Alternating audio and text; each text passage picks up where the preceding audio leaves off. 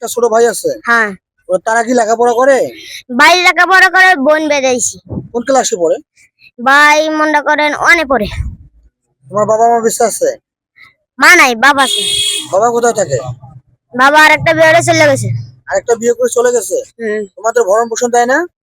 টাকা না। তোমার দেখাশোনা কি করে? দাদি।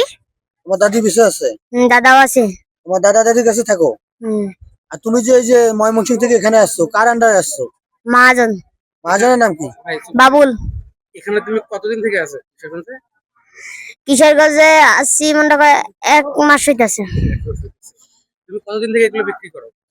আমি আগে আরেক বেটার এনে কাম করছি 3 মাস, আর এনে কাম করছি 2 মাস। এই মহাজনের এনে কাম করছি 2 মাস। মহাজনের সাথে কয়জন সহ আসছো?